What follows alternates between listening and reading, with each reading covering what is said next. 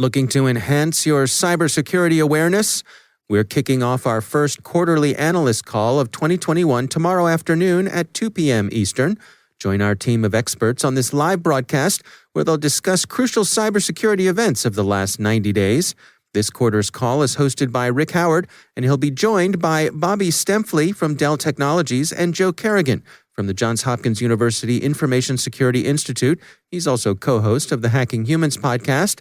This event is exclusively for CyberWire Pro subscribers, so now is the perfect time to take advantage of that $99 annual subscription deal we have on our website. To learn more or to register, visit thecyberwire.com/analystcall. That's thecyberwire.com/analystcall. Funding for this CyberWire podcast is made possible in part by Duo. While remote work has been on the rise for years now, the recent rapid expansion of work-from-home culture presents new security challenges. It's Duo's mission to make application access more secure for organizations of all sizes. Duo's modern access security is designed to safeguard all users, devices, and applications so you can stay focused on what you do best. Give your organization the peace of mind that only complete device visibility can bring. Visit duo.sc/cyberwire to sign up for a free 30-day trial. And we thank Duo for sponsoring our show.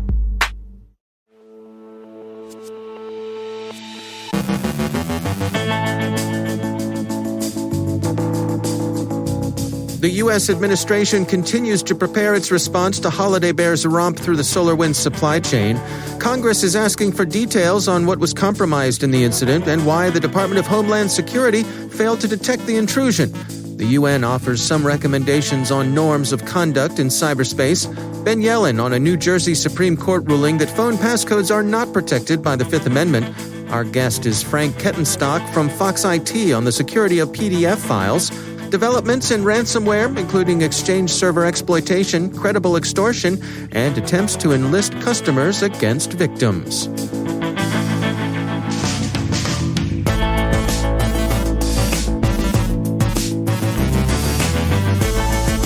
From the CyberWire studios at Data Tribe, I'm Dave Bittner with your CyberWire summary for Tuesday, March 30th, 2021.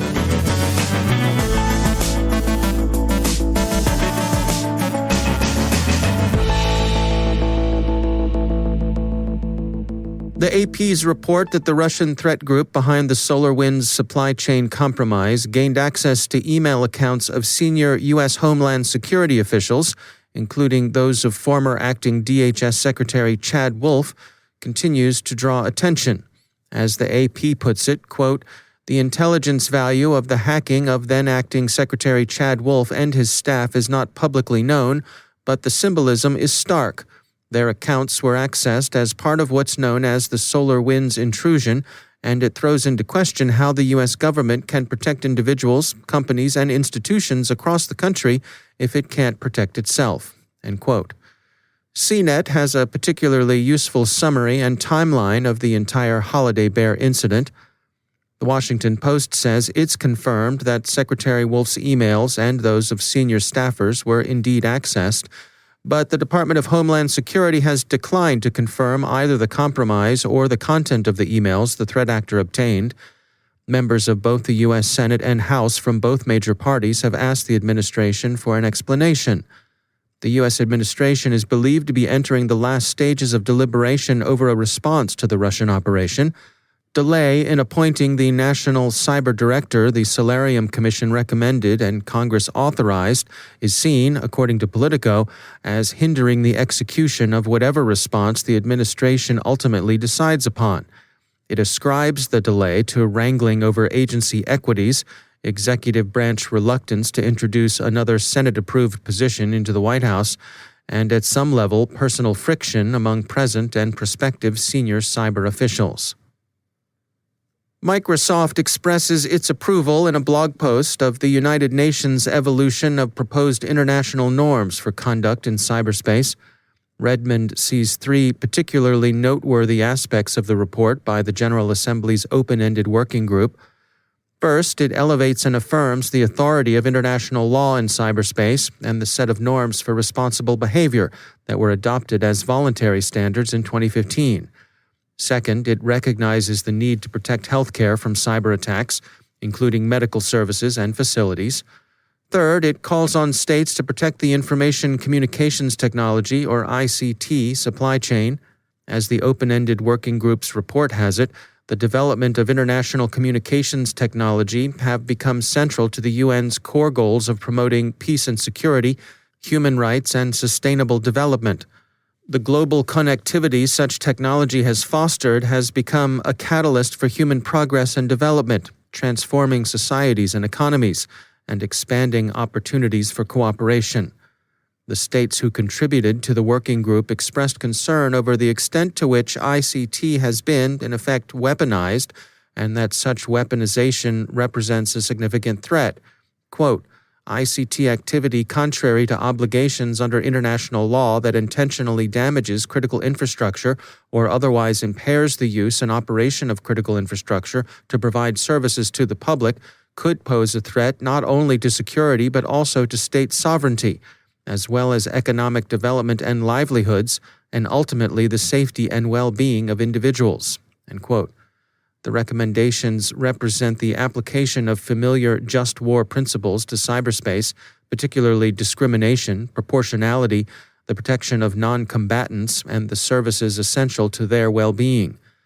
The report recommended a mix of voluntary restraint and cooperation, further development of international law, and an effective array of confidence-building measures. Checkpoint adds its conclusions concerning a trend remarked by Security Week and others. Ransomware attacks are surging against still vulnerable instances of Microsoft Exchange Server. Checkpoint says, in the last week alone, the number of attacks involving Exchange Server vulnerabilities has tripled. Security Week's partial list of the criminal groups who've entered via the 0-day that Hafnium, a Chinese government actor, exposed, includes ransomware operators DearCry, also known as Dojo Crypt, and Black Kingdom, also known as Pydomer, with the Lemon Duck cryptojacking botnet in for good measure. Ransomware gangs are showing some evolutionary trends as well. Their long move from simply rendering victims' data inaccessible by encrypting it and on to adding data theft with the attendant possibility of either doxing or compromise of sensitive information is now well known. The BBC reports a shift toward more of what it calls extortionware, that is, the location of discreditable material, often pornographic, whose public disclosure would embarrass both the individual victim and the victim's organization. Sextortion has been going on for some time, but it's most often represented an empty threat. The extortionist typically had nothing on the victim and could be safely dealt with simply by ignoring it. In recent incidents, however, the criminals, unfortunately, may well have the goods. And the ransomware gangs are also calling in victims' customers to help induce the victims to pay up. Bleeping Computer wrote Friday that the Clop gang has begun to threaten those customers with data exposure in the expectation that the customers will pressure the victims to pay.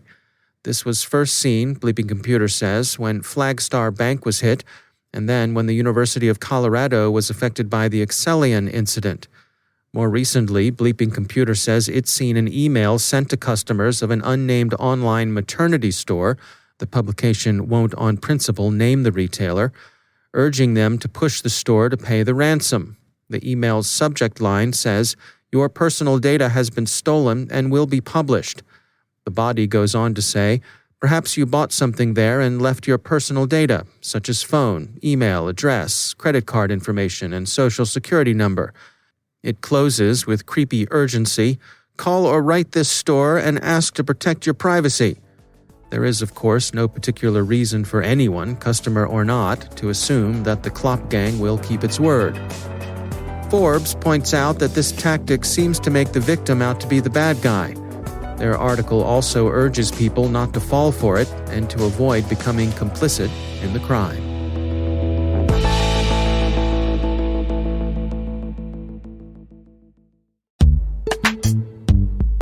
It's time to take a moment to tell you about our sponsor, LookingGlass, a global leader in cybersecurity.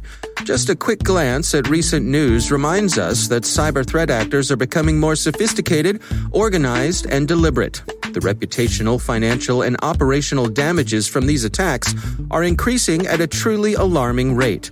How is your organization ensuring that your defenses stay a step ahead of the cyber attacks? LookingGlass can help you tailor your threat intelligence to ever-changing attack vectors and adversaries. Tailored threat models help your security team work smarter, more efficiently, and proactively to optimize your cybersecurity investments.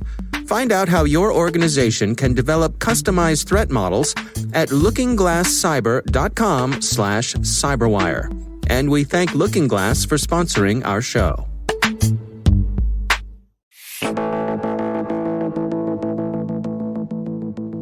The trusty PDF file format dates back to 1993, a portable document format developed by Adobe, standardized in 2008 and fairly ubiquitous today.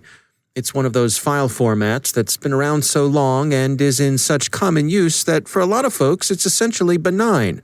The thought that PDF files could carry security issues doesn't really cross their minds.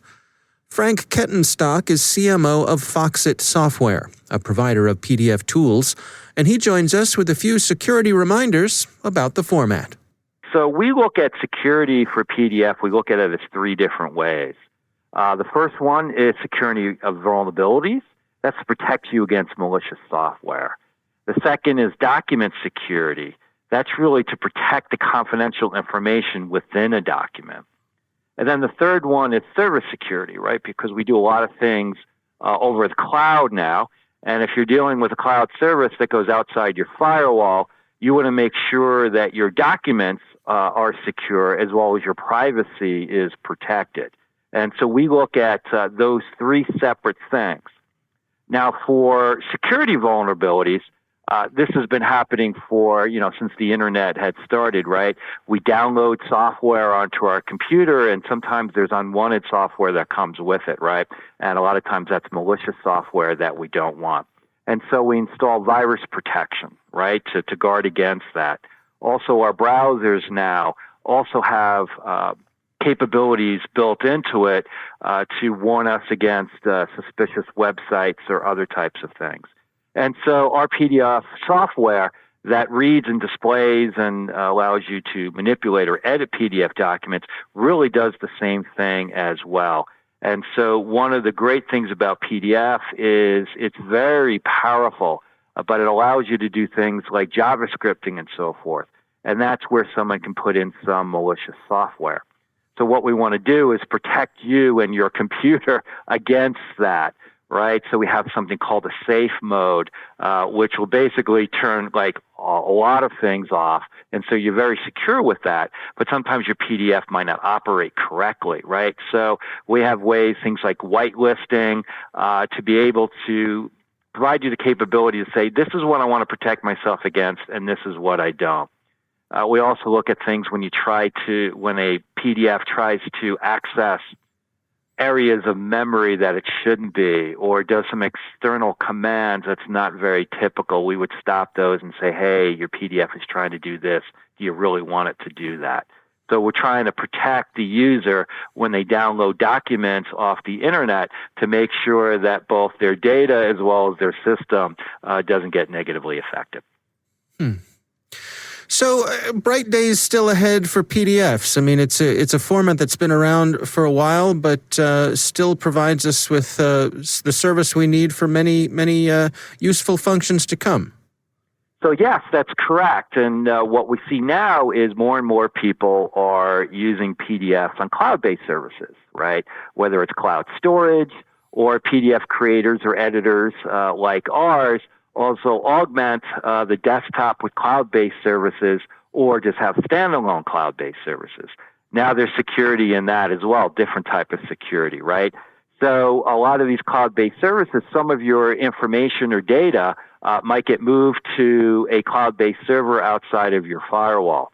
And you want to ensure that your documents, your information, as well as your personal information are secure and are private. You also want to make sure that the IT folks of your cloud service provider or internally, that they are also have restrictions and so forth, and so people within the company can't steal the data as well. And these are all kinds of things that you want to look at for a PDF document, or obviously even if it's a non-PDF document. That's Frank Kettenstock from FoxIT Software.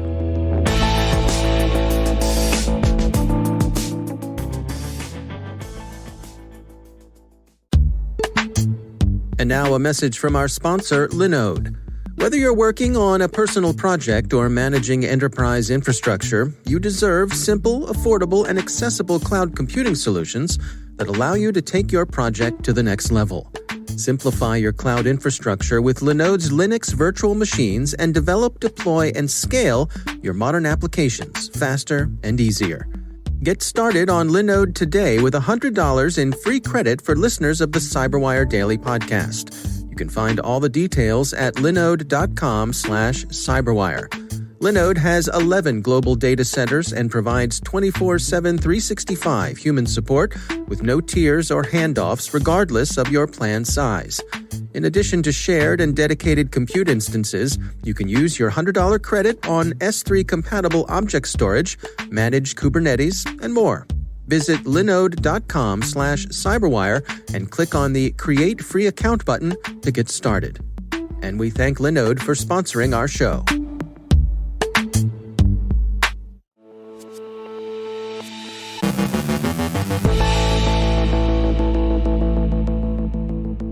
And joining me once again is Ben Yelin. He's from the University of Maryland Center for Health and Homeland Security, and also my co-host over on the Caveat podcast. Ben, it's great to have you back. Good to be with you, Dave.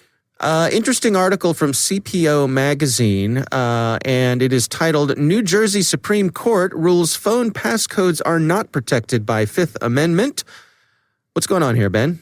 So this is an issue we've talked about on this podcast and on the Caveat podcast, and there's really a large disagreement among courts in this country as to how to address it. So the Fifth Amendment says basically you can't be forced to testify against yourself, and that we know is the right against self-incrimination. It's why people say they're pleading the Fifth. They don't want to incriminate themselves. There are situations, such as the case identified here, where the government asks you to either decrypt your device or use your passcode to unlock your phone. And you, the user of that device, know that if you do that, there's going to be incriminating information and you are going to get arrested. So the question is whether the government can force you to enter that passcode, whether they can compel you to do that, or whether that would violate somebody's Fifth Amendment rights. Other courts across the country, including the Supreme Court of Indiana, I think in a case that we discussed, have said that this is a Fifth Amendment violation. This does violate that right against self-incrimination.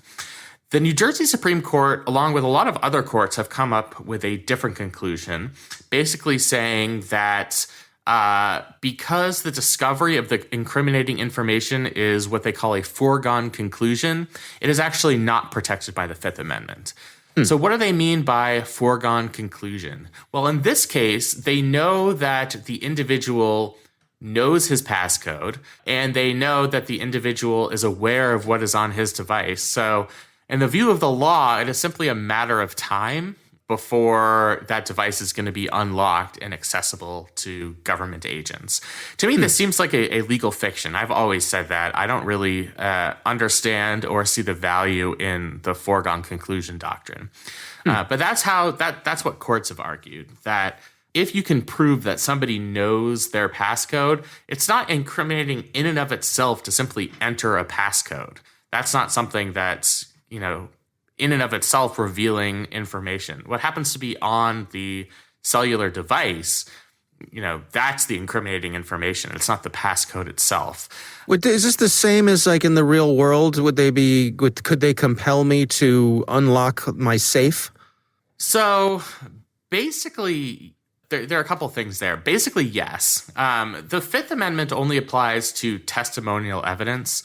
So it's evidence that's spoken. It's not something like standing in a police lineup, for example. Being forced to stand in a police lineup would not subject you to that Fifth Amendment protection. And in the majority of cases, you'd have to look at the exact circumstances, but forcing somebody to unlock a safe deposit, if you are convinced that that person has the key, that could be proven, or that they know the passcode to that safe deposit box, then the foregone conclusion doctrine would still apply.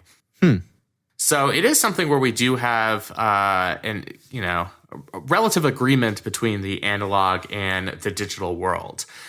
There are a couple of interesting unanswered questions here. What do you do if the law enforcement are not sure who owns a particular device? And could you perhaps be getting incriminating information on somebody else because your friend was borrowing your phone or something like that? So there's that question. What if somebody has a burner phone and it's not connected to their real name? They could make a plausible claim that doesn't really belong to them. It belongs to somebody else. I think those questions remain unanswered by the logic in this case. And I think because we've seen disagreement among state courts on this is something I think eventually is going to make it up to the U.S. Supreme Court. Federal courts have had their own disagreements on compelled decryption and entering passcodes in the context of the Fifth Amendment. And I think eventually the Supreme Court is going to have to resolve these disagreements. Any speculation for how that might go? Oh, it is a fool's errand to try and speculate on Supreme Court jurisprudence, especially in areas that aren't, neatly politicized like this one. But, there are a couple of justices across ideologies who have recognized a person's privacy interests, enhanced privacy interests in a cell phone. So this case invokes Riley v. California, a 2014 case where the Supreme Court says the government needs a warrant to access your cell phone. So that, this state Supreme Court ruling would seem to kind of go against the spirit of Riley, although here, this is simply about entering in one's passcode. It's not actually gaining access to the device. But, I think perhaps Riley gives us an indication of how serious the Supreme Court takes digital devices and smartphones, and that those devices, because of the amount of information contained therein, perhaps merit advanced privacy protections in the Constitution. All right. Well, time will tell. We'll see how this continues to play out. It's interesting how how different it is depending on what part of the country you're in. We've seen so many different rulings on this. Yeah, it's really an unanswered question, and I hope we get some resolution in the near future. Yeah. All right. Well, Ben Yelin, thanks for joining us. Thank you.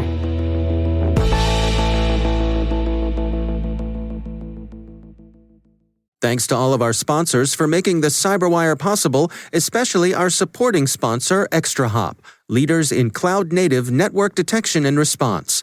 Learn more at extrahop.com/cyber.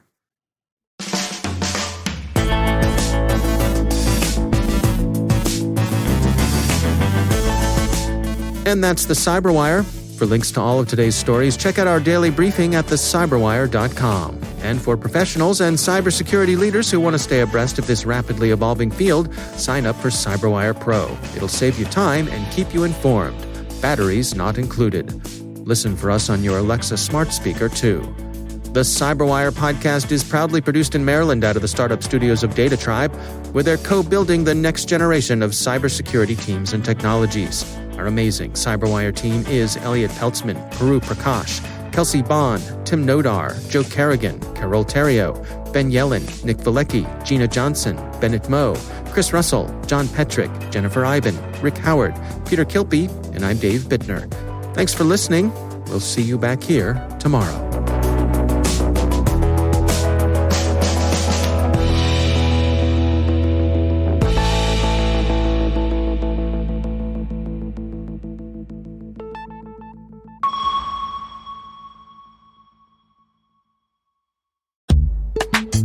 And now, a word from our sponsor, ExtraHop, stopping advanced threats with network detection and response. Stopping advanced threats requires knowing exactly what you're up against.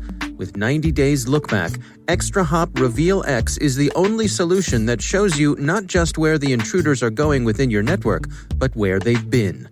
ExtraHop Reveal X provides complete visibility across cloud, data center, and IoT, even when traffic is encrypted. Powered by cloud-based AI, Reveal X finds threats in real time, while powerful investigation and forensics capabilities allow you to respond 84% faster. See how it works in the full production demo, free online at extrahop.com/cyber. That's extrahop.com/cyber.